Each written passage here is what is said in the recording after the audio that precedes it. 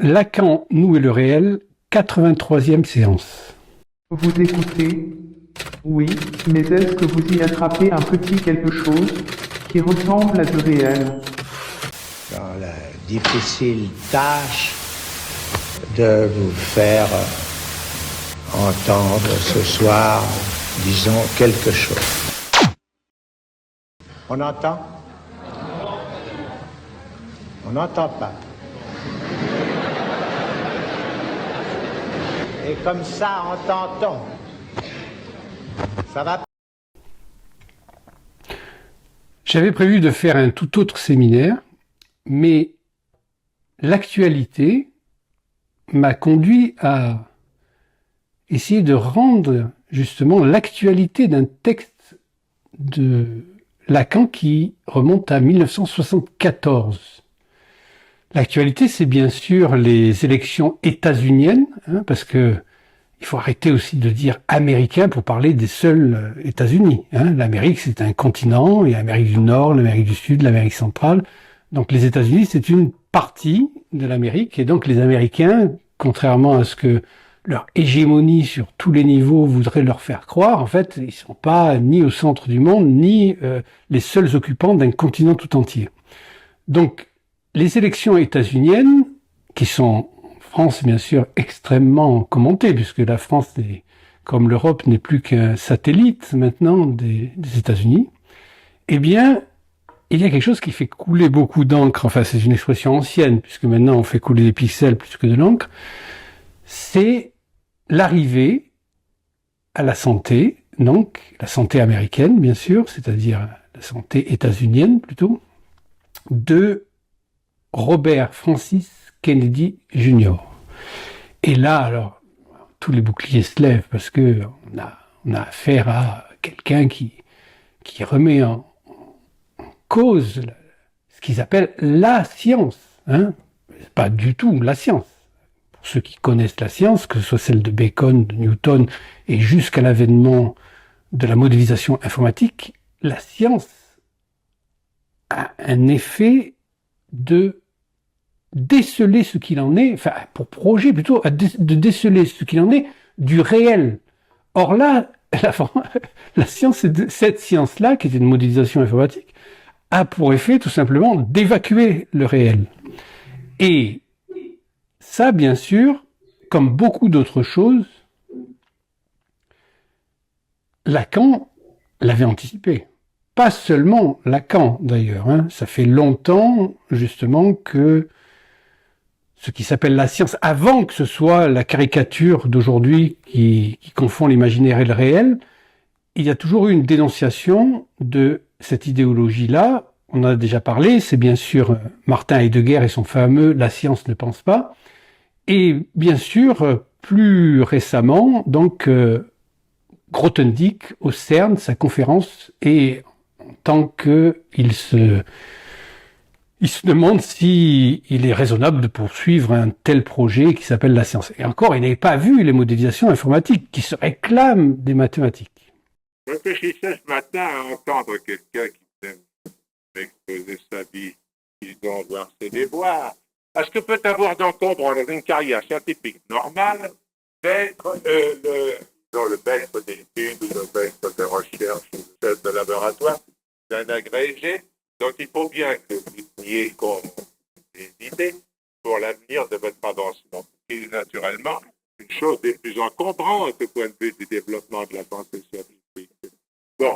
Je vais vous lire un passage d'un petit livre qui s'appelle « Le triomphe de la religion ». Et ce petit livre de Lacan, qui fait partie de ce qu'on appelle les autres écrits, contient une adresse aux catholiques en deux parties, qui remontent à 1960 à peu près, puisque c'est la date du séminaire de l'éthique, et c'est là où il essaye de faire le point sur ce qu'il en est de l'éthique psychanalytique appliquée au quotidien. Donc, c'est une conférence qui a lieu à Bruxelles, qui est très belle d'ailleurs, et que je me propose un de ces jours de vous commenter pas à pas, c'est-à-dire phrase à phrase, pour essayer de savoir ce qu'il y a derrière. De quoi Lacan parle-t-il quand il s'adresse comme ça aux catholiques? Et puis à la fin, donc, de ce petit ouvrage, il y a le triomphe de la religion à proprement parler, c'est-à-dire cet écrit qui date de 74, et en 1974, bien sûr, une date qui m'est chère, puisque c'est la date de la 3e à Rome, un texte que j'ai vraiment adoré, puisque c'est par ce texte-là que je suis entré vraiment dans la syntaxe de Lacan, et je dirais dans le cristal de sa langue.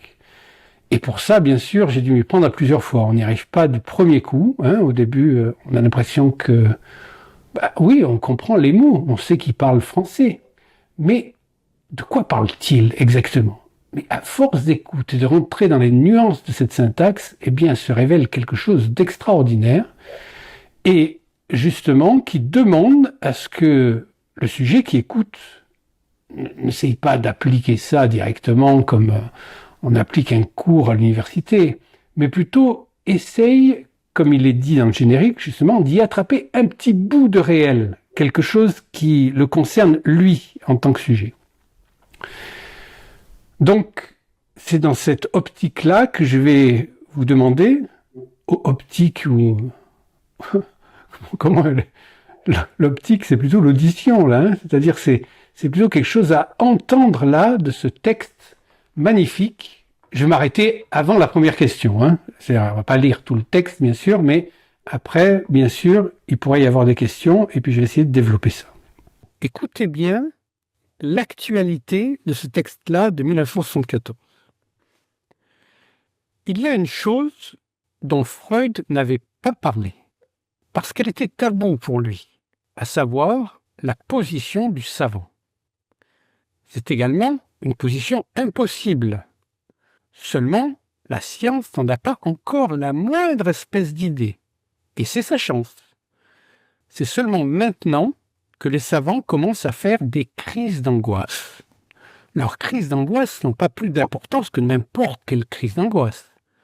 L'angoisse est une chose tout à fait futile, foireuse. Mais il est amusant que l'on ait vu ces derniers temps certains parmi les savants qui travaillaient dans les laboratoires tout à fait sérieux, s'alarmer tout d'un coup, avoir les foies, ce qui signifie en français avoir la trouille, et se dire toutes ces petites bactéries avec lesquelles nous faisons des choses si merveilleuses. Supposez qu'un jour, après que nous en aurions vraiment fait un instrument sublime de destruction de la vie, un type les sorti du laboratoire. Ce n'est pas encore fait.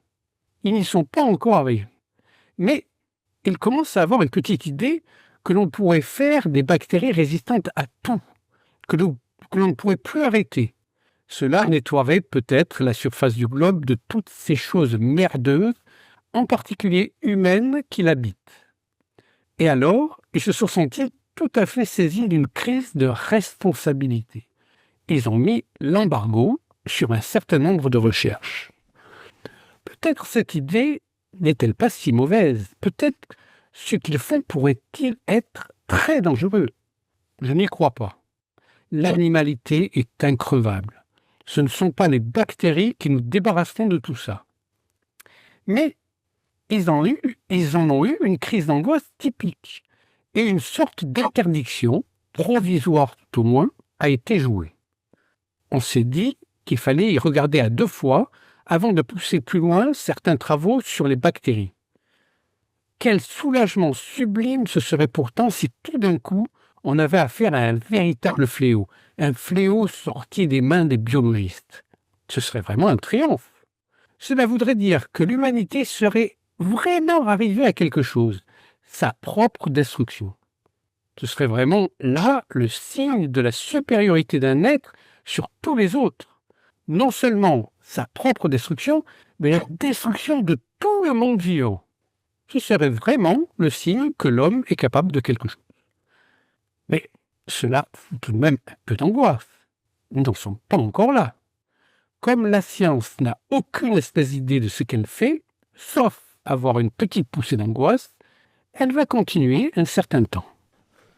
À cause de Freud, probablement, personne n'a même songé à dire qu'il était tout aussi impossible d'avoir une science qui ait des résultats que de gouverner et d'éduquer. Mais si l'on peut en avoir tout de même un petit soupçon, c'est par l'analyse. L'analyse est une fonction encore plus impossible que les autres. Je ne sais pas si vous êtes au courant, elle s'occupe très spécialement de ce qui ne marche pas. De ce fait, elle s'occupe de cette chose qu'il faut bien appeler par son nom. Je dois dire que je suis encore le seul à l'avoir appelé de ce nom, le réel. C'est la différence entre ce qui marche et ce qui ne marche pas. Ce qui marche, c'est le monde. Le réel, c'est ce qui ne marche pas. Le monde va, il tourne rond, c'est sa fonction de monde. Pour savoir qu'il n'y a pas de monde, à savoir qu'il y a des choses que seuls les imbéciles croient être dans le monde, il suffit de remarquer qu'il y a des choses qui font que le monde est immonde, si je puis m'exprimer ainsi. C'est de cela que s'occupent les analystes. De sorte que, contrairement à ce que l'on croit, ils sont beaucoup plus affrontés au réel que même les savants. Ils ne s'occupent que de ça. Ils sont forcés de le subir, c'est-à-dire de tendre le dos tout le temps. Il faut à cette fin qu'ils soient vachement cuirassés contre l'angoisse. C'est déjà quelque chose qui puisse au moins parler de l'angoisse. Quand j'en ai parlé jadis, en 1962-1963, au moment où s'est passé dans la psychanalyse française ce qu'on appelle ainsi la deuxième scission, cela a fait un peu d'effet, un petit tourbillon. L'un de mes élèves, qui avait suivi pendant toute l'année mon séminaire sur l'angoisse, est venu me voir enthousiasmé au point de me dire qu'il fallait me mettre dans un sac et me noyer. Il m'aimait tellement que c'était sa seule conclusion qui lui paraisse possible. Je l'ai engueulé avec des mots injurieux et foutu dehors. Cela n'a pas empêché de survivre, et même de se rhabiller finalement à mon école. Vous voyez comment sont les choses. Les choses sont faites de drôleries. C'est peut-être une voie par où on peut espérer un avenir de la psychanalyse. Il faudrait qu'elle se voue suffisamment à la drôlerie. Aujourd'hui, par exemple, il y a une déclaration de ce fameux Robert Kennedy qui fait des levées de bouclier. C'est si les gouvernements aiment autant les pandémies et les guerres, c'est parce qu'elles leur permettent d'instaurer des mesures de contrôle très strictes de la population. Voilà. Donc il donne un peu un motif, comme si c'était le refoulement du monde politique qui ne veut pas le reconnaître, que, évidemment, c'est un prétexte à instaurer des mesures de contrôle qui, évidemment, aujourd'hui, trouvent leur possible avènement par la multiplication de ce qu'on appelle les technologies de l'information, qui donnent donc tout un tas d'ahuries qui sont enthousiasmés par ça, que j'appelle les algorithmés du bulbe, parce qu'ils ne peuvent plus réfléchir qu'à partir des principes qui prévalent dans le monde numérique. Or, vous le savez que le monde numérique a remplacé, en tout cas dans le monde des machines, ce que vous utilisez là, ce téléphone, la caméra qui est en face de vous. Avant, c'était un mode analogique. Donc, le numérique s'est substitué à l'analogique. Et évidemment, dans l'analogique, il y a le ana, qui est le même que analyse. Donc, il y a quelque chose de l'ordre d'un saut, d'un écart. Une analogie, c'est quand on passe d'un univers à un autre. Par exemple, quand on fait une analogie, comme l'a faite Gérard de Nerval entre une femme et une fleur, il fait une analogie. C'est poétique. Il passe d'un registre à un autre. Il n'y a pas une continuité. Là. Il y a au contraire une discontinuité que la parole vient subsumer. Donc, il y a quelque chose qui se perd dans le passage de l'analogie au numérique. C'est pas seulement la qualité, parce qu'on le voit bien, qu'il y a une perte de la qualité, notamment au cinéma. Les images non plus. Aujourd'hui, le numérique est obligé de créer des filtres qui font croire que le film a été tourné en numérique pour retrouver ce qu'ils appellent cette touche de l'analogique, de la pellicule, etc. Donc, il y a ce numérique qui se caractérise de ne pas sortir d'un certain registre. Il n'y a pas le passage d'un registre à un autre, comme par exemple quand je donnais à mes étudiants en graphisme, je leur faisais écouter un morceau de jazz et je leur disais, à cette époque-là, dans les années 50, il y avait les 50 Bucks, des dessinateurs, des graphistes, qui essayaient de transposer, c'était une analogie, ce qu'ils entendaient de la musique et du groupe qu'ils jouaient pour faire la pochette. Ça leur rapportait $50, ce qui n'était pas négligeable à l'époque, hein, c'était pas non plus la fortune, mais c'est un talent de passer d'un registre à un autre. Dans le numérique, vous êtes toujours dans le même registre. Le numérique consiste à réduire dans des particules toujours plus fines, des parties, les pixels, là, et on reste exactement dans le même périmètre, qui est un périmètre imaginaire. Il n'y a pas de réel dans le numérique. Donc, là, nous avons une logique qui surdétermine jusqu'à ce qu'ils appellent la science. Donc, ils arrivent à nous faire croire que quand ils font des modélisations informatiques, eh bien, ils appellent ça la science parce qu'il y a de la mathématique derrière des machines, etc. Mais il n'y a aucune science puisque c'est une pure et simple évacuation du réel. Or, l'évacuation du réel, c'est précisément l'idéologie de la science. C'est pas moi qui dis ça, c'est Lacan. La science n'est rien moins qu'une idéologie de suppression du réel. Alors, si Lacan parle du fait que le réel, justement, c'est ce qu'on aborde en analyse comme ce qui ne va pas, si nous revenons à cette déclaration de Kennedy, eh bien, on ne va pas se placer du point de vue politique. Nous ne sommes pas politiciens, nous ne sommes pas sociologues, journalistes, analystes politiques, essayer de trouver des solutions à des problèmes. Nous savons que ce qui se passe déjà, c'est déjà une solution à un problème qui se pose ailleurs.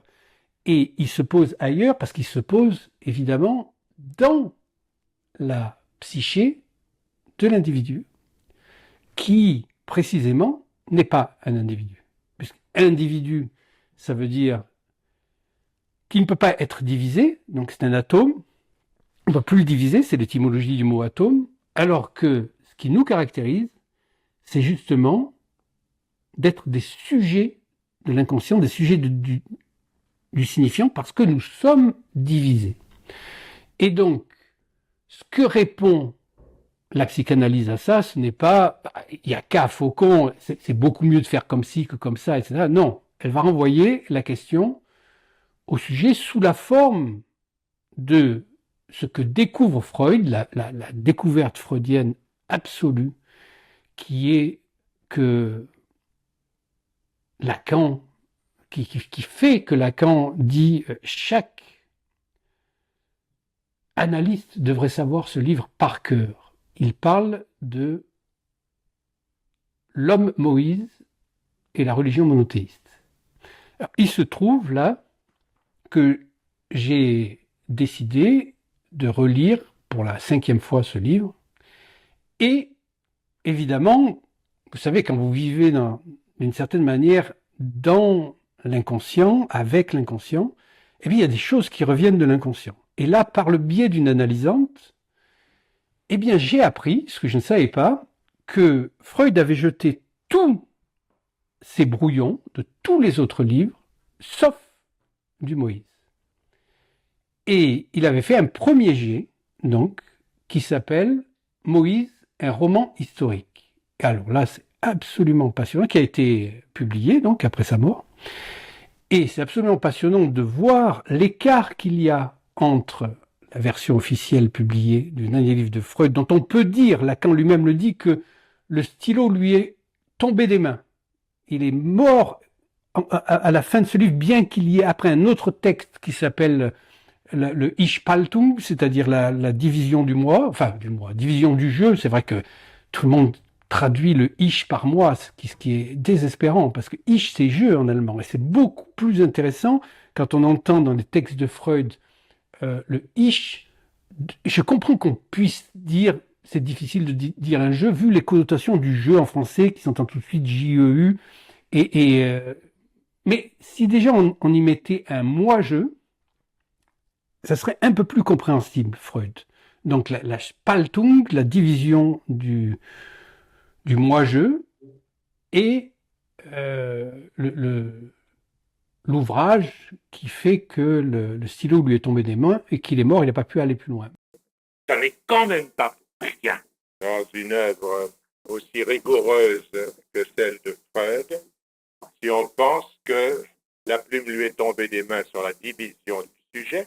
Mais qu'est-ce qu'il avait fait juste avant? C'était avec Moïse et le monothéisme, une mise en cause des plus radicales, et quels qu'en soient les caractères contestables historiquement, on peut toujours contester, bien sûr. Mais son dernier opus sur lequel il a travaillé, mais au moins 10 ans, et c'était très difficile pour lui de dire ça, parce que en disant ce qu'il va dire là, dans le Moïse, non seulement il empêche toute récupération de son œuvre, mais il rejoint justement un universel singulier, c'est-à-dire l'universel que vise l'analyse, justement, qui n'est pas un universel collectif, c'est absolument impossible, et il démontre pourquoi, mais c'est un universel singulier, et de ce fait-là, il va critiquer la religion juive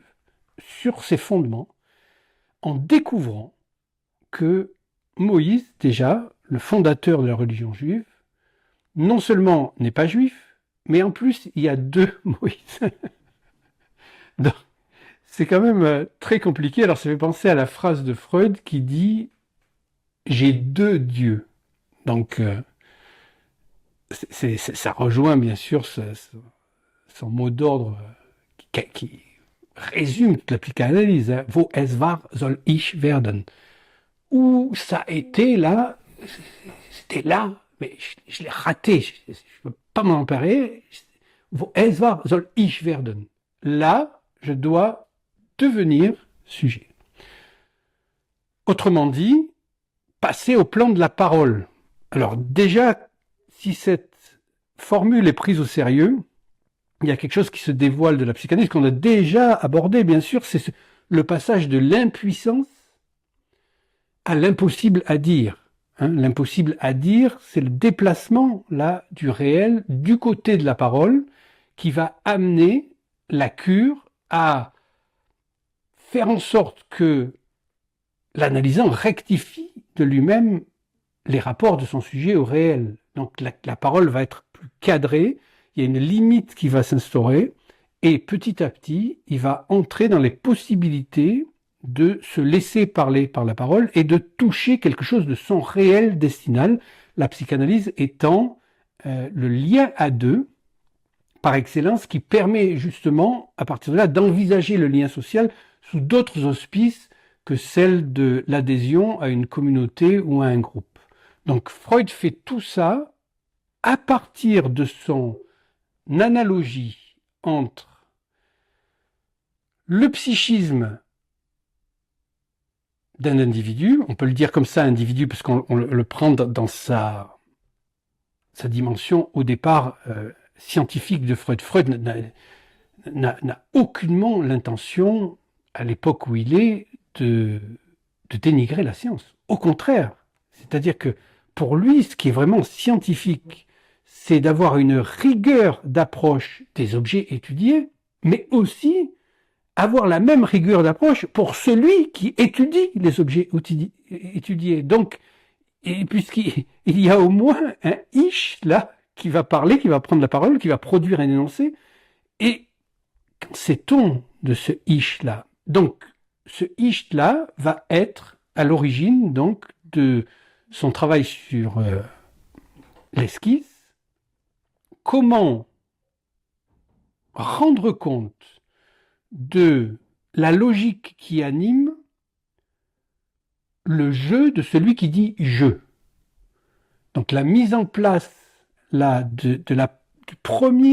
sa première observation de l'appareil psychique avec son acceptation de la notion de quantité d'énergie qui va passer d'un côté à l'autre et qui peut être mesurée, etc. Donc il montre bien, Freud, là, que son projet est hautement scientifique, bien sûr, puisque il n'est de science admise comme telle que du mesurable, et qui a, ce qui est oublié aujourd'hui, donc, qui a pour but de dévoiler ce qu'il en est du réel. Donc c'est pas pour donner raison à la science, mais pas là, comme aujourd'hui, pour donner raison aux financiers qui financent les études qui sont là pour vendre des produits. Hein. Vous savez qu'il y a, aux États-Unis, il y a 70 vaccins, entre guillemets, hein, puisqu'on l'a vu avec l'ordalie du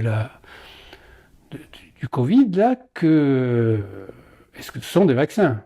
Qu'est-ce qu'il y a dedans? Eh ben, c'est justement ce que propose de clarifier ce Kennedy Jr. Là, on se demande comment cela va finir, parce que bien sûr, nous ne faisons pas tellement d'illusions, hein. Nous savons bien que c'est pas là que ça se joue, mais ça se joue vraiment au plan du sujet, dans ses capacités à lui, à questionner ses croyances, les fondements de son identité, ses identifications, etc. Et c'est vraiment tout le travail de la psychanalyse qu'il y a derrière. Et la pratique que nous avons de la fondamentale aliénation dans laquelle se soutient toute croyance, c'est à savoir ce double terme subjectif qui fait qu'en somme, nous avons pu réaliser que c'est au moment où la croyance dans sa signification paraît le plus profondément s'évanouir que dans le sujet, dans l'être du sujet vient au jour ce qui était à proprement parler la réalité, le garant de cette croyance. Et qu'il ne suffit pas de vaincre la superstition, comme on dit, pour que ses effets dans l'être soient pour autant temporaires. Donc, dans ce livre de Moïse, là, son travail sur Moïse, ce qu'il démontre, c'est l'analogie. Donc, je suis parti de ce mot, j'ai fait une petite digression, mais elle était importante à faire parce qu'aujourd'hui, tout ce qui est analogique n'a plus cours, il n'y a plus de matériel analogique, il n'y a plus de numérique. Et l'analogie entre la formation psychique et la formation d'un peuple ou d'un groupe humain. Alors là, Freud prend ses références chez Darwin, c'est-à-dire pas seulement, il y a Fechner aussi, mais il étudie tout ce qui a été compilé scientifiquement et il essaye de comprendre comment se fonde une religion. Alors, il prend la religion juive, parce que la religion juive, c'est quand même la plus particulière de toutes, du fait que c'est la plus ancienne qui est perdurée jusqu'à ce jour. Et elle a des critères très stricts. Vous savez que vous pouvez convertir n'importe quelle religion, c'est pas très... Du moment que vous avez une intention de le faire, vous n'allez pas vous heurter à des murs d'obstacles. La religion juive, si. C'est-à-dire que c'est très complexe. Il y a quelque chose là de l'ordre de Lacan appelle les Juifs le peuple qui ne meurt jamais, qui perdure tout le temps. Donc, parce que ça remonte à très loin. Et donc, il doit y avoir quelque chose, se dit Freud, dans les fondements là, qui résonnent de quelque chose qui va nous faire entendre une sorte de passage. Je vous rappelle que Freud ne croit pas en Dieu, hein, et que même il ose dire qu'il croit que Dieu n'existe pas. Donc c'est un athéisme juif. Mais est-ce que l'athéisme juif est-il le même qu'un athéisme chrétien ou un athéisme musulman? On ne peut pas répondre comme ça à cette question parce que c'est beaucoup plus complexe que ça. En tout cas, lui, il va s'en tenir à une rigueur qui est la rigueur du signifiant. Il l'appelle pas signifiant, il l'appelle Vorstellung Repräsentanz, mais il va parler en fait avec les différentes études qu'il a concernant les groupements humains originels, notamment tous les travaux de Darwin et ceux de Fechner, et en faisant une analogie avec ce qu'il découvre de la psyché humaine, c'est-à-dire les paradoxes de la psyché humaine. Alors, je vais peut-être là vous raconter, c'est l'histoire de ce petit garçon là qu'il raconte, qui donc apparemment dans sa propre histoire véhicule certains invariants qu'on retrouve assez souvent, notamment le chiffre 3, hein, qui signifie le réel, avec dans un premier temps, le petit garçon, comme tous les petits-enfants, ça c'est vraiment démontré par Freud, notamment dans Psychologie des masses et Analyse du moi, s'identifie au père. Évidemment, là, tout de suite, hop, on pense, on est comme ça, mon père, donc on confond le géniteur et le père. Et on rentre tout de suite dans l'erreur, c'est-à-dire on imaginarise le propos, alors qu'il s'agit d'entendre le propos. Donc, identification au père, si nous revenons à notre petite phénoménologie de la Vierge à l'enfant, c'est-à-dire la mère à l'enfant, sous-entendu, bien sûr, vous pouvez en tirer la conclusion par vous-même, la mère reste tout le temps vierge, hein. Forcément. Donc, dans cette petite phénoménologie, l'enfant, d'abord, s'il s'identifie au père, c'est parce que la dernière contraction utérine va faire que, qu'il soit garçon ou fille, il va vouloir revenir d'où il vient. J'ai rencontré là récemment une mère de 2 filles, on a parlé de ça, et elle m'a dit, mais moi, mes filles, elles me l'ont dit, même tardivement, maman, j'aimerais bien revenir dans ton ventre. Donc, c'est quelque chose qui est, non pas une intention, une volonté de l'enfant, mais c'est juste le mouvement lui-même des contractions, qui est un mouvement d'aller et de retour. Donc, pour les enfants, la mère est toujours a priori l'objet libidinal premier, par excellence. Et le fait de vouloir venir dedans met l'enfant dans une position phallique. La position phallique est celle du père. Puisque si la mère est un trou, une grotte, comme on l'a vu la dernière fois, avec le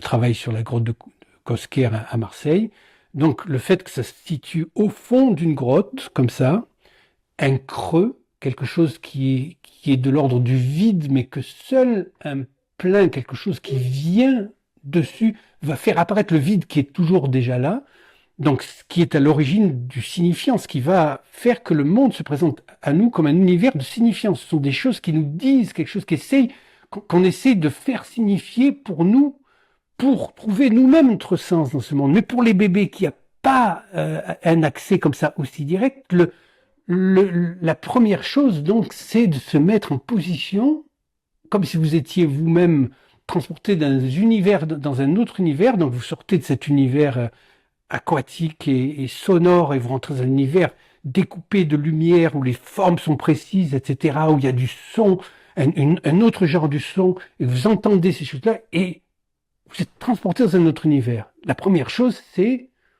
de se dire mais qu'est-ce que je fais là?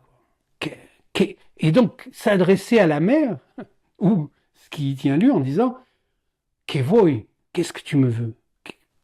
Comment puis-je me situer pour être l'objet de ton désir? Et là, c'est déjà ça une identité au père. Hein? Donc c'est déjà le fait que le phallus, c'est déjà cet élément invisible qui fait que l'univers entre la mère et l'enfant est déjà structuré en paroles. Or, c'est là qu'il y a déjà du père. Donc vous voyez qu'on est loin du géniteur qui est le vôtre et que vous avez tout de suite identifié au père. C'est ça l'imaginarisation. C'est de faire chuter tout le temps les signifiants dans des signifiés. Alors il s'agit de rester là-dessus. Donc la première identification, elle est au père, puisque la mère désire quelque chose qui est au-delà, même s'il n'a pas encore ce nom de père, mais c'est au-delà de l'enfant, ce n'est pas elle, donc c'est un au-delà d'elle, c'est la métaphore, méta ça veut dire au-delà, c'est porter au-delà, elle désire quelque chose d'au-delà qui n'est pas là. Et ça, c'est déjà le père, c'est la première identification. Alors on va le retrouver dans la phénoménologie quotidienne, c'est l'enfant, le petit enfant, il est identifié au père parce que, eh bien, il n'arrive pas à se trouver dans le désir de la mère, il n'y a pas de coïncidence. Elle regarde toujours au-delà et lui n'arrive pas à se caler là-dessus. Donc dans un premier temps, l'enfant, il est dans cette identification, mais avec le père, cette fois le géniteur, c'est-à-dire celui qui incarne la fonction paternelle, celui qui a le droit d'avoir le phallus, en quelque sorte, ça se passe pas bien. Et l'enfant, eh bien, il va à la fois craindre le père, parce que il n'a pas un comportement aussi amical, enveloppant que la mère. Et puis, il sait vaguement qu'il y a quelque chose de l'ordre d'une concurrence. Hein. Ça va être, est-ce que la mère préfère lui ou le père? Donc, il y a quelque chose déjà de l'ordre d'une complexité là qui est le rapport père-fils ou le rapport fils-père que seule une étude très précise et approfondie du christianisme peut lever, puisque le christianisme s'inscrit, justement, c'est ce que découvre Freud, comme la religion où le meurtre du fils vient solder celui du père qui aura eu lieu précédemment. C'est là que ça devient un peu complexe. Alors je vais continuer sur la phénoménologie, la petite phénoménologie de cet enfant là qui donc à la fois craint le père mais l'aime parce qu'au fond on n'aime que ce qui n'est pas ce qui rentre pas sous notre contrôle. Donc c'est comme si l'amour apparaissait comme une forme d'admiration sublimée de ce qui ne peut pas dominer et ce qui ne peut pas contrôler. Et donc il est dans cette ambivalence de la détestation qui est matinée de crainte et d'amour pour le père. Et il va se comporter dans un premier temps de manière soumise à l'ordre patriarcal, c'est-à-dire il va plus faire d'histoire et il va écouter ce que dit le père, mais c'est une sorte de soumission qui est une soumission comme un aveu de faiblesse, de ne pas pouvoir se confronter à cette figure-là, cette figure paternelle. Donc, ça c'est la deuxième partie, donc où il va se définir lui comme l'inverse de ce qu'était le père. Donc, il l'écoute, etc., mais il se dit, je ne suis pas ça, je ne suis pas comme lui. Donc le père qui est brutal, un peu grossier, avec une virilité mal placée, exagérée, etc., ben lui, il va être plutôt doux, conciliant, voire un peu efféminé, dans les jupes de maman, etc. Et voix de ce qu'il faut faire comme homme, comme femme, sont entièrement, si je puis dire, abandonnés au drame, au modèle d'un scénario qui se place au champ de l'eau, qui est proprement l'Édipe.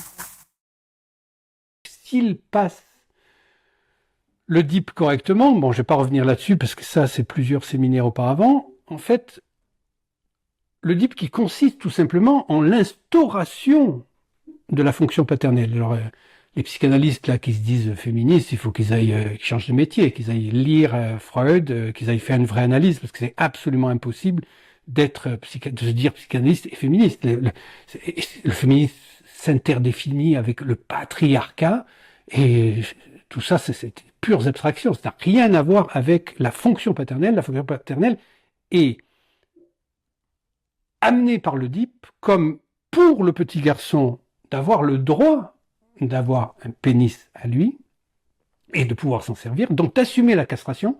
La castration, ça veut dire qu'on lui a coupé son zizi. C'est pas du tout ça. Ça veut dire assumer le fait qu'il est un être de langage.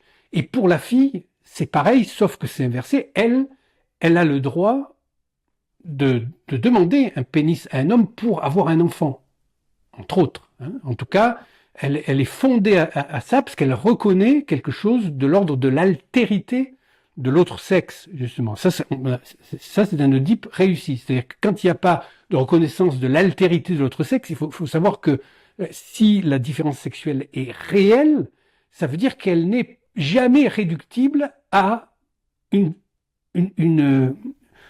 séquence symbolique ou une image ou quoi que ce soit. C'est-à-dire qu'elle est de l'ordre de l'indicible, mais ça fait partie de notre condition humaine originelle, préalable, fondamentale, que d'avoir un père et une mère, d'avoir de se dire qu'on est issu de choses aussi différentes qu'un père et une mère. Ça fait partie de notre condition humaine a priori, c'est le réel, c'est par là que nous sommes dans le réel. C'est pour ça que l'idéologie, les gender studies, etc., évacue le réel de la même manière que la science numérique, parce que c'est du même ordre, c'est la même logique. C'est-à-dire d'évacuer pour en faire du même. Mais il n'y a pas de même, là. Il n'y a que de la différence.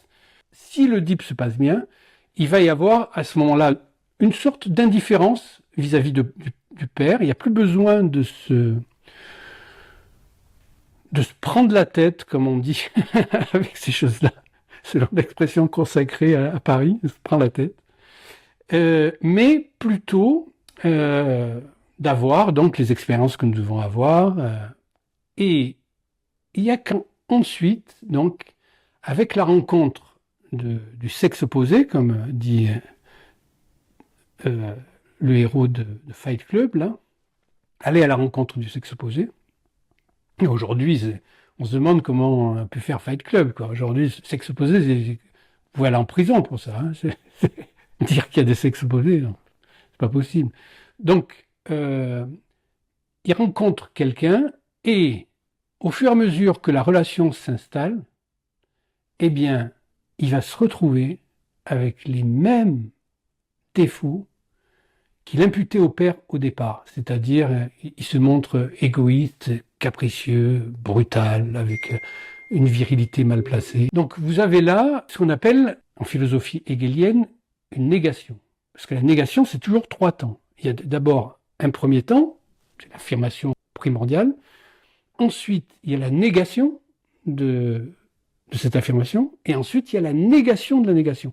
Et il n'y aura pas eu de négation si nous n'avons pas fait les 3 temps. Donc là, nous avons les 3 temps qui correspondent aussi à la manière dont nous nous définissons en tant qu'être parlant. Puisque dans un premier temps, on a l'impression que nous sommes une forme d'entité qui existe en soi, comme n'importe quelle entité que nous pouvons voir, un animal, une chaise ou je ne sais quoi. Ensuite, la négation, c'est qu'on se rend compte que nous sommes des êtres de langage. C'est-à-dire que nous n'accédons à rien hormis la transition, la médiation du langage. Donc c'est la négation de l'être, en quelque sorte. C'est-à-dire on n'est plus que sujet du signifiant. Sujet, ça veut dire assujetti. C'est-à-dire nous dépendons de signifiant. Et ensuite, il y a la négation de la négation. C'est-à-dire que on se cherche dans le langage et on n'y est pas non plus. Donc nous arrivons à être cet être-là qui est le fruit d'une négation d'une négation. Et bien évidemment, c'est pour ça que Lacan parle dans son texte d'être cuirassé contre l'angoisse. Hein, puisque ce que nous entendons tous les jours, c'est justement un être qui se cherche au plan du sujet, c'est-à-dire à travers sa parole, et qui évidemment, dans sa parole, ne va pas s'y trouver. Et pour ça, il devra faire le circuit de ce que j'ai déjà évoqué, les 4 discours, et il devra en faire 2 fois le tour, une fois dans un sens et une fois dans l'autre, pour bien être sûr qu'il n'y est pas. Et non, il n'y est pas, parce que le sujet lui-même est cette dimension qui échappe à toute détermination. C'est-à-dire, dès qu'il y a une détermination, ce n'est plus le sujet. C'est la part réelle du sujet. C'est pour ça que le sujet est réel, alors que le moi est imaginaire. Il y a quelque chose qui se présentifie par le fait que c'est un discours d'une détermination du genre. Donc, nous avons cette conception-là de Freud qui découvre dès 1895, qui ne publie pas, puisqu'il envoie juste des lettres à Fliss, et c'est le recueil de ces lettres à Fliss qui va donner cet ouvrage absolument merveilleux qui s'appelle L'Esquisse, Entwurf, où vous avez le fruit minutieux de ses recherches, et notamment la découverte de l'appareil psychique, avec bien sûr, j'en ai déjà parlé, l'invention qu'il fait des neurones et des synapses, et qui ne sera non seulement pas démenti, mais démontré 2 ans après par, disons, d'autres moyens qui sont appelés les moyens scientifiques, et qui ne seront pas attribués à Freud. Mais il s'en fout complètement, puisque, évidemment, pour quelqu'un qui travaille à ce niveau-là et la psychanalyse, il n'est pas là pour faire glorifier son moi, il sait très bien quelle importance ça a, tout ça. Par contre, ce qui va le questionner et le travailler, c'est son origine à lui. C'est-à-dire, il vient de ce peuple-là, et il se dit, mais d'où vient cette histoire d'élection? Et qu'est-ce que ça veut dire, cette élection? Et pourquoi ce peuple-là, qui a eu toutes les misères du monde, et encore, il est mort en 1939, c'est-à-dire qu'il n'a pas vu la suite. Pourquoi tient-il aussi bien? Et qu'est-ce qui fait que ce peuple-là a l'air indestructible? Et il va étudier avec beaucoup de rigueur et de précision, mais aussi son imagination, parce que bien sûr, ce n'est pas à lui que nous allons apprendre que nous sommes des êtres de parole, et que la parole, on peut juste en jouir un peu, mais elle ne nous appartient pas. Et puis elle a son mouvement propre, elle fait ce qu'elle veut, comme l'esprit souffle où il veut. Donc la parole va toujours être embarquée dans 3 registres qui sont l'inversion, ou la transposition, le déplacement et la condensation. Donc dès qu'il parle, qu'il va chercher, il n'est pas sans savoir que ce qu'il va trouver va demander à chaque fois des ajustements, et ce livre-là est à écouter comme un rêve.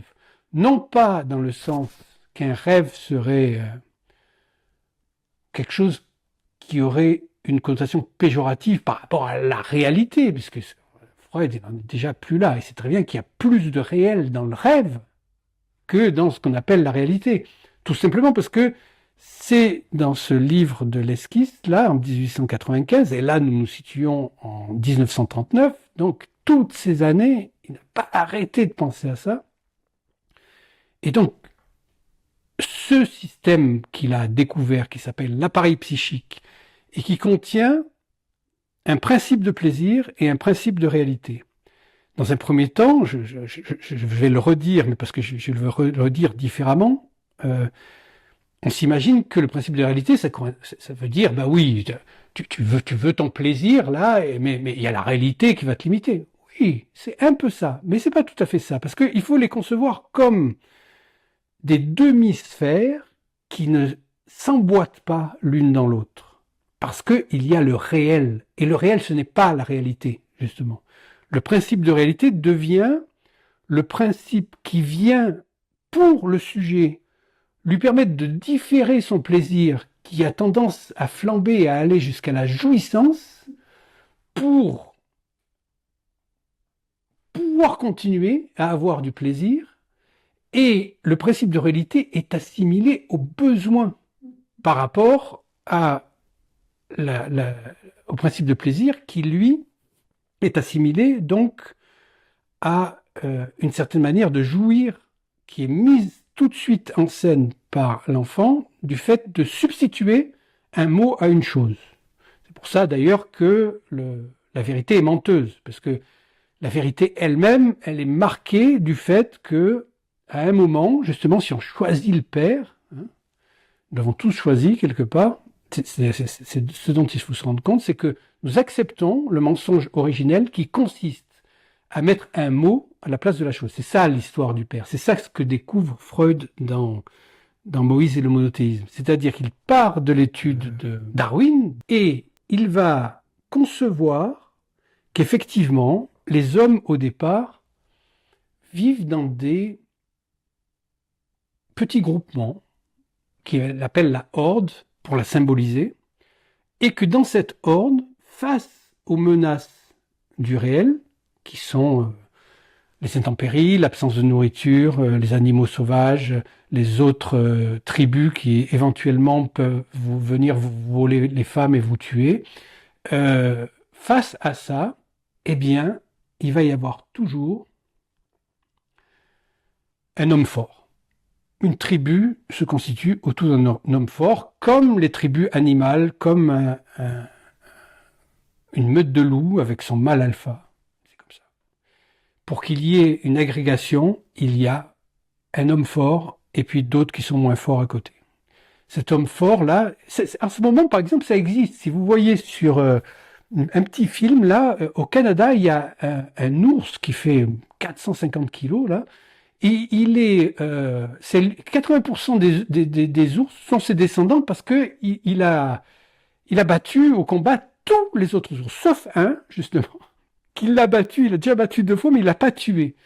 Et donc, on voit que ça se passe comme ça, encore maintenant, etc. C'est que c'est comme un principe de survie, et que dans cette horde-là, donc, qui est calquée sur une horde animale, donc, il y a un homme qui protège les autres, les membres de la tribu, c'est l'homme fort. Et donc, cet homme fort, comme on le voit dans les cours de récréation, il y a quelque chose qui l'assimile à cette notion de père, et jusqu'à cette notion de Dieu. Mais au départ, c'est tout simplement un homme fort. Mais les enfants, il y a un moment dans les cours de récréation, ils vont parler de leur père, et puis pour eux, leur père, c'est le plus fort. Parce que ils se veulent les descendants de ça. Les descendants du fait d'avoir un père qui soit fort. Alors aujourd'hui, je me demande comment ils font, parce que les pères que je croise là... c'est vraiment des mamans. Alors, ils ont l'impression qu'ils sont de bons pères parce que ils s'occupent des enfants, mais bien sûr, il faut s'occuper des enfants, mais pas comme une maman. C'est pas en faisant des mamours et ça aussi, on peut être un peu tendre avec les enfants, mais ce qui compte pour un père, c'est de donner une direction et puis d'assumer celui qui est le porteur de la loi et donc des lois de la parole. Donc, quelqu'un qui a la parole et qui porte la parole. Alors, si le père se contente du psittacisme, de répéter toutes les conneries qu'il entend dans les médias, et ça ne manque pas, il n'y a que ça. Et en plus, depuis le Covid, ça a pris une ampleur où tous les gens ne parlent plus que de ce qu'ils entendent dans les médias, eh bien, il perd la parole. S'il perd la parole, il n'y a pas de père. Voilà. Mais ça fait partie aussi de cette épreuve que doit traverser l'humanité en ce moment. Donc, bon, ben c'est comme ça. De toute façon, on ne peut pas aider. Même le psychanalyste, il ne peut pas aider. Il peut aimer. C'est autre chose. Dès qu'on se met dans l'idée d'aider, on est hors du champ analytique. Si c'était là pour aider, mais il y aurait la queue chez le psychanalyste, c'est pas ça. C'est si vous aimez assez quelqu'un pour l'entendre, pour l'écouter, vraiment, en tant que sujet, prendre au sérieux sa parole, c'est-à-dire son dire, ça ne veut pas dire croire ce qu'il dit, mais croire que la parole lui permet de dire quelque chose qu'il n'entend pas lui-même et que vous allez lui faire découvrir qu'il dit. Alors là, ben vous l'aurez aimé. Et il n'y a pas beaucoup d'amour. Là, il y en a dans la psychanalyse. C'est pas bien sûr un amour éros, c'est pas un amour même de philia, on se tape pas sur l'épaule, mais l'amour, il passe par le fait d'écouter, d'entendre, et donc de considérer l'autre, l'analysant dans sa position de sujet, de signifiant, en tant qu'il est élu à la parole. Voilà. L'élection, on la retrouve là. Cette élection du peuple juif qui marche aussi bien, Freud en démonte les mécanismes, et ce qu'il découvre l'horrifie quelque part, parce qu'il découvre que non seulement Moïse n'est pas juif, mais qu'en plus, le monothéisme, c'est pas du tout la spécificité juive, c'est une spécificité égyptienne, et que Moïse a choisi un peuple parmi les juifs qui leur a transmis cette religion et les commandements, et qu'il y a eu une assimilation de Moïse à un Dieu. D'abord un grand homme, parce qu'il prend le peuple et il l'amène, donc il le fait sortir d'Égypte, et il lui donne une religion, donc qui va les souder entre eux, c'est-à-dire une espèce de croyance. Et là, il démonte tout le système de la croyance. Et ça devient passionnant, très complexe, parce que, évidemment, il y a le premier Moïse, qu'il appelle l'Égyptien, qui a amené les Hébreux jusqu'à la sortie. On perd sa trace, et il découvre, Freud, dans les textes, que les Hébreux l'auraient mis à mort. Et on se dit, mais pourquoi quelqu'un qui vous rend service comme ça, qui vous fait sortir de votre état d'esclavage, de minorité, pour vous amener à vous établir comme peuple libre, il faut le mettre à mort. Mais là, ce n'est pas connaître la psychanalyse, c'est-à-dire les paradoxes. C'est-à-dire que vraiment, alors, ça arrive tout le temps, quoi. Quand on ne sait pas comment remercier quelqu'un, on le tue. Psychiquement, c'est comme ça que ça se passe, quoi. Et Freud, bien sûr, n'est pas étranger aux logiques paradoxales de l'inconscient. Et là où ça se corse, bien sûr, c'est qu'il y a un deuxième Moïse, le Moïse madianite, donc, et qui lui est un prêtre de Jéthro, et qui va fusionner avec le premier Moïse par l'intermédiaire de cette tradition. Alors quand on sait ce que c'est que la tradition, on comprend l'écart qu'il y a entre le monde préhistorique, qui ne se véhicule que par la parole, à l'oral, et le monde historique qui se véhicule dans les écrits. Alors, il n'y a pas plus de vérité dans l'un que dans l'autre, parce que, au fond, ça dépend toujours de celui qui rapporte l'histoire, le désir de celui qui rapporte l'histoire. Mais là, il y a une conjonction avec les paroles, la tradition orale, qui raconte ces histoires de la sortie d'Égypte, l'ouverture de la mer. Alors, il va tout découvrir, tout ça, il va remonter jusqu'à 1500 ans avant Jésus-Christ, tous les documents qu'on a, le prophète, il va voir les prophètes bibliques, Osée, il va s'appuyer sur les travaux de Céline, ou je sais pas comment on dit, Céline ou Célin, et il va tout articuler, et il va montrer que c'est une gigantesque construction signifiante. Jusqu'à la circoncision, qui bien sûr n'est pas du tout juive. C'est purement égyptien. Et là, c'est attesté, il a tous les... Mais comment donc a-t-il pu imposer ça? Et comment les Juifs eux-mêmes se sont réclamés de ça? Parce que ça donnait un caractère d'élection, puisque c'était une forme de sacrifice. Et on le voit, on se rappelle la petite histoire du petit garçon avec le père qui le menace, etc. Il ne menace pas forcément, mais lui, il le voit comme menaçant. C'est comme un gage donné de couper un petit bout. C'est comme si on rusait avec celui qui nous terrifie, et c'est comme si on avait donné la totalité. Donc c'est un gage donné de soumission. Et là, c'est de soumission au Dieu, et ça garantit une forme, justement, de noblesse et d'élection du peuple qui se poursuit jusqu'à aujourd'hui, qui est considéré comme le trait distinctif judaïque, alors que ce ne l'est pas du tout. C'est juste une construction, et Freud le raconte ça exactement comme un rêve. C'est-à-dire, comme il interprète plutôt un rêve. C'est-à-dire, avec ses effets d'inversion, de déplacement et de condensation, et le petit bout de réel qu'il y a là-dedans, et avec lequel chacun doit faire pour se situer dans sa propre dimension existentielle, comme étant lui-même un produit de cette histoire-là. Ce n'est pas si vieux, je dirais, 3500 ans, par rapport à l'âge de la planète, justement, que tout le monde veut sauver, alors qu'ils sont même pas capables de se torcher le cul correctement. Donc, sauver la planète, commence par mettre de l'ordre dans tes papiers. Et là, rends-toi compte que 3500 ans, c'est peu de temps. Nous sommes assez proches de cette histoire. Et si nous travaillons, lisons avec assez d'attention, nous allons découvrir les choses qui nous relient à ça. Et c'est ce que Lacan appelle le petit bout de réel. Est-ce que vous y avez attrapé un petit bout de réel? C'est ce qui fonctionne. On n'est pas dans le discours universitaire où il faut apprendre et restituer, recracher son foin, comme dit Lacan. Hein. On donne du foin et après on demande à ce que les étudiants restituent le foin. On s'en fout de ça.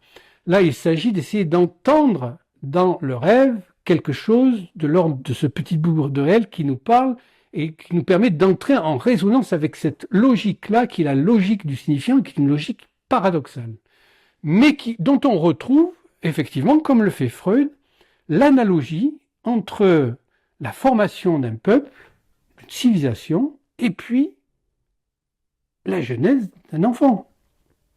Et c'est vrai que quand vous voyez, par exemple, un enfant qui pour la première fois, va se dresser sur ses jambes et se tenir debout, c'est toute l'humanité qui se dresse. Là.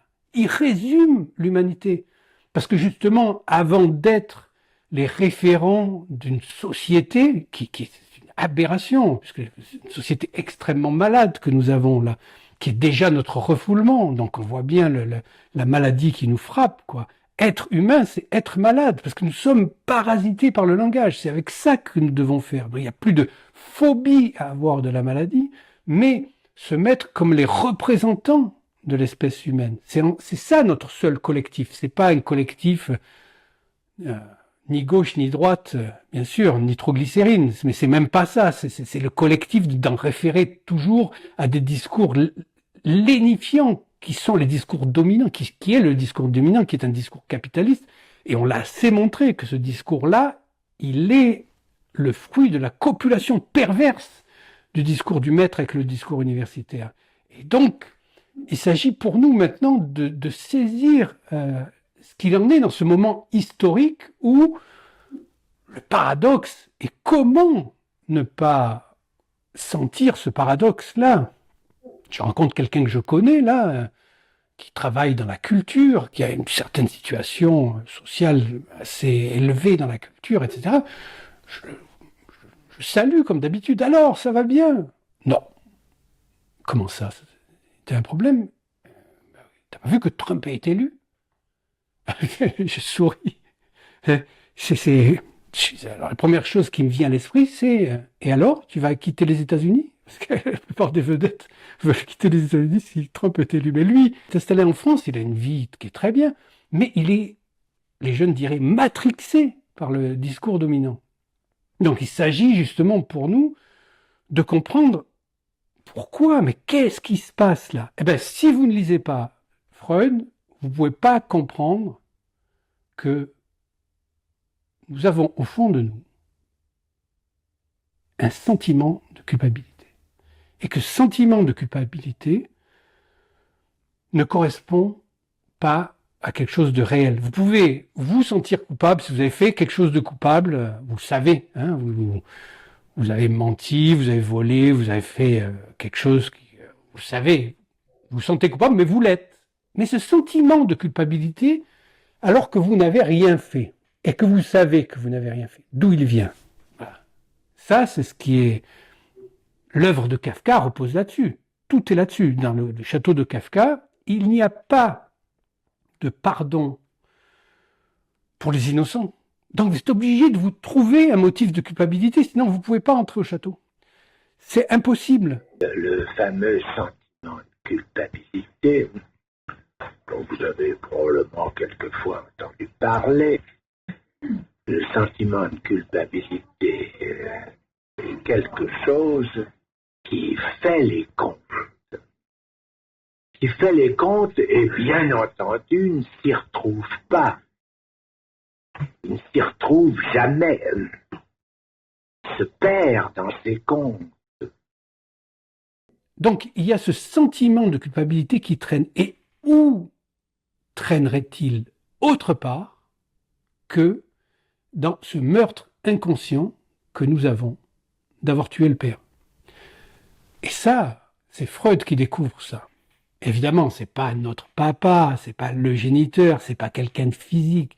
Ça se passe dans l'inconscient, c'est psychique. C'est le moment où nous décidons que le mot vient prendre la place de la chose. À ce moment-là, on rentre dans le mythe freudien. Je vous avais dit plusieurs fois que l'appareillage conceptuel freudien est impeccable. Il n'y a pas un trou dedans. Sauf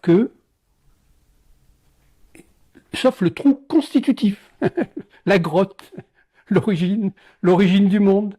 C'est-à-dire qu'il y a toujours un trou, la logique elle-même est trouée. C'est pour ça qu'il y a toujours besoin d'un mythe pour calfeutrer ce trou. Mais le mythe, c'est pas n'importe quoi. C'est la parole qui fait être le réel. Donc, ce que vous dites à certains moments, ce que vous dites, c'est ce qu'on appelle un mythe fondateur. Ça vous fonde, ça vous donne un fondement. C'est ce à quoi vous croyez. Donc, Freud, lui, c'est le seul homme, c'est pour ça que pour moi, c'est le génie absolu du XXe siècle. D'ailleurs, ceux qui sous-estiment le génie de Freud, vous avez juste à lire un livre, hein, c'est la correspondance de Freud et d'Einstein. Tous les gens qui se disent scientifiques, etc., Einstein, c'est le génie des génies, etc. Quand Einstein s'adresse à Freud, regardez la manière dont il s'adresse à Freud. Vous allez comprendre. Quelqu'un de vraiment intelligent qui sait reconnaître l'intelligence supérieure de quelqu'un d'autre. Donc, le génie de Freud, ça a été d'inventer un mythe. Ce mythe du père de la horde primitive qui permet de capitonner les possibilités de l'inconscient et de concevoir comment s'organise la logique après. Freud aussi, Lacan aussi a fait ça, hein, avec le mythe de la lamelle. Bon, je suis bien placé parce que ça fait quand même de nombreuses années que j'étudie avec beaucoup de rigueur et de précision le texte de Lacan, et je ne trouve pas une erreur logique. Je n'en ai jamais trouvé. Voilà. J'ai vu de fond en comble, etc. C'est impeccable, sauf bien sûr que la logique étant trouée, elle-même d'ailleurs, on le voit assez, puisque c'est au nom de cette pseudo-logique qu'aujourd'hui on est censé croire à la science, hein. La logique étant trouée, lui, il invente le mythe de la lamelle, qui est faible par rapport au mythe du père de l'ordre primitif de Freud, qui donne à entendre que nous sommes les enfants de la parole. C'est-à-dire notre père, c'est pas un être physique, c'est pas un barbu dans le ciel ou je ne sais pas quoi. C'est une métaphore de la mer, c'est un au-delà de la mer qui est le dire lui-même, donc le Dieu, c'est un dire qui va au-delà de la mer. La mer elle-même prend sa juridiction à partir de ce dire-là. Et là, Freud, lui, il déploie ce mythe-là avec le dire comme une jouissance. Et ce qu'il remarque, bien sûr, c'est comme les trois temps, hein, c'est au début, les hommes, les petits hommes, ceux qui sont en dessous du mâle alpha qui tient la horde, là, ce qu'ils reprochent au père, c'est d'avoir toutes les femmes, comme l'ours, là. Eux, ils n'ont rien, quoi. Ils sont obligés de partir, d'être bannis du groupe s'ils veulent trouver quelque chose qui leur convienne à eux spécifiquement. Eh bien, ils le tuent pour jouir des femmes. Sauf que ils jouissent pas plus des femmes. Parce que c'est pas là que ça se passe. C'est-à-dire que, bien sûr que non, ils ne pourront pas jouir des femmes plus qu'ils ne le faisaient avant. Parce que justement, il y a cette différence sexuelle qui n'est pas de l'ordre, hein, on va pas revenir là-dessus, c'est pas les appareils génitaux. C'est le signifiant qui crée la sexuation. Donc c'est le mythe fondateur. Donc le mythe homme, qui ne deviendra jamais un homme, le mythe femme, qui ne deviendra jamais une femme. Parce que c'est un travail, c'est pas fini. L'homme n'est pas une créature finie. Elle arrive, elle est déjà mal commencée, mais elle finit, elle n'est pas finie. Donc avant de vouloir les homologuer, il faut déjà que chaque homme essaye de devenir un peu plus homme et chaque femme un peu plus femme. Je parle là donc des effets du signifiant. Et donc dans ce mythe freudien, vous avez les frères qui après vont commémorer. C'est la naissance de Totem et Tabou, vont commémorer ce père qui est en même temps aimé, adoré, parce que c'est lui qui protège. C'est lui qui nous protégeait d'une certaine manière, comme le langage protège l'enfant. J'ai revu une petite fille là, elle n'arrive pas à s'adapter à sa classe, elle est à Montreuil. C'est la seule européenne sur 30 enfants en 6e. Elle vient de l'école primaire.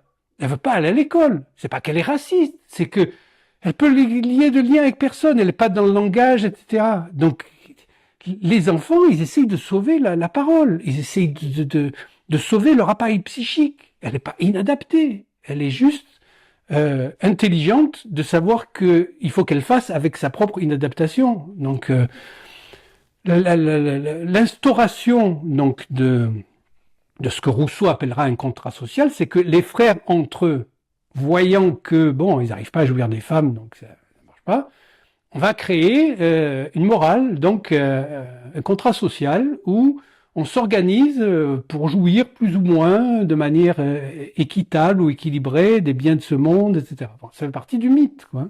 Et c'est vrai que le contrat social, ça marche pas non plus, puisque chacun est possédé déjà par son principe de plaisir, principe de réalité qui le protège du réel.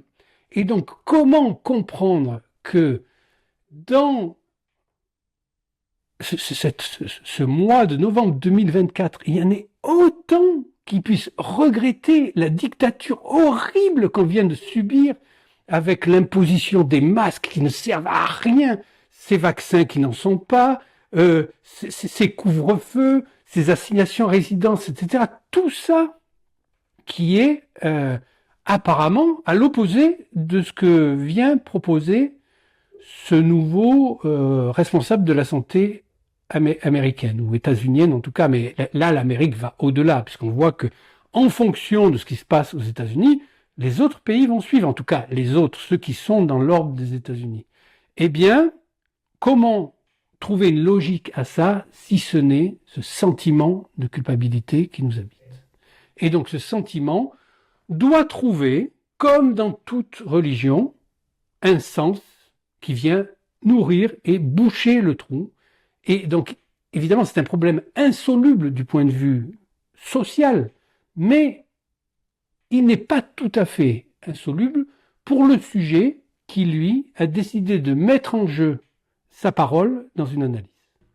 Alors, récemment, il y a un commentaire, là, qui s'est étonné que je parle de phylogénèse en parlant de Freud, en opposant, bien sûr, comme il se doit, la phylogénèse et l'ontogénèse. Mais la phylogénèse, il faut la prendre de manière très humble. C'est-à-dire, nous sommes une des espèces de cette planète. Donc, nous ne sommes pas si différenciés que ça des animaux. Et si vous regardez les stades entre Morula, Gastrula, c'est-à-dire les stades de l'embryologie, vous allez voir que le petit être humain prend toutes sortes de formes avec une queue, etc. Il y a un moment où il ressemble à un dinosaure. C'est vraiment le lieu de l'embryologie, c'est le lieu de la phylogénèse. Ce qui nous différencie, justement, c'est que par rapport aux animaux, les animaux, eux, vont se retrouver dans un rapport au monde dont on a vu qu'il n'y a pas de monde. Il n'y a rien d'autre monde qu'un objet petit a, parce que le monde est immonde, hein. Donc, il y a que les imbéciles, dit Lacan, qui croient qu'il y a des choses dans le monde. Non, il y a que, c'est notre projection. C'est la manière dont le refoulé nous revient. Donc, pour nous, ça passe par le filtre du langage, parce que pour les animaux, leur référent, il est leur environnement naturel. Donc, un ours blanc, il répond d'un environnement de glace, de phoque, de température, de choses, etc. Il trouve sa vérité dans son environnement qui lui renvoie son principe de réel. Il sait que il va trouver des pingouins ou des morses à tel endroit, etc. Il sait comment les attaquer. Il se baigne là où il doit se baigner. Il est très souple. Il sait faire des tas de choses, etc. Nous ne savons rien faire. Parce que notre environnement n'est pas un environnement naturel. C'est-à-dire notre environnement, c'est le langage. C'est-à-dire le langage vient nous couper de l'environnement. Puisque entre nous et le monde, il y a le mur du langage. On n'accède pas au monde sans le langage. C'est toujours le langage. Là, en ce moment, vous ne savez pas ce qui se passe dans votre propre corps. Vous ne savez pas ce qui se passe dans votre pancréas. Voilà. Le pancréas, ça veut dire toute chair. Donc, vous ne savez rien du tout comment ça rentre dans la régulation de votre rapport entre l'esprit et la chair. Sans arrêt, ça régule ça dans le système digestif. Vous ne savez rien. Vous ne pourrez jamais le savoir sans passer par les mots. Donc, le langage, c'est l'environnement qui nous correspond. Nous avons comme environnement le langage. Nous dépendons du langage parce que nous sommes des êtres qui sommes, c'est peut-être la seule chose que nous pouvons déceler. Nous sommes parmi les espèces, ceux qui, étant équipés de ce bloc audio-vocal, nous sommes les porteurs de la parole. Ça ne nous donne pas une position supérieure, ça nous donne une position de responsabilité. Nous sommes responsables de toutes les autres espèces. Nous devons en répondre parce que nous pouvons parler. Voilà. Donc la philogenèse ne s'oppose pas à l'ontogénèse. C'est plutôt que nous sommes référents d'un langage et nous devons nous en tenir à ça, c'est-à-dire nous concentrer sur le rapport de notre sujet à la parole. Et c'est le projet psychanalytique. C'est pour ça que ce que découvre Freud n'existe nulle part, dans aucune philosophie ni rien. Le mot inconscient existe, on sait la première fois où il était prononcé, etc. Mais dans l'acception qu'en donne Freud, dans la logique qu'il donne, eh bien, dans la logique qu'il donne, personne ne l'a dit comme ça ne correspond à aucune philosophie. La psychanalyse commence là où la philosophie n'a jamais pu arriver jusque-là.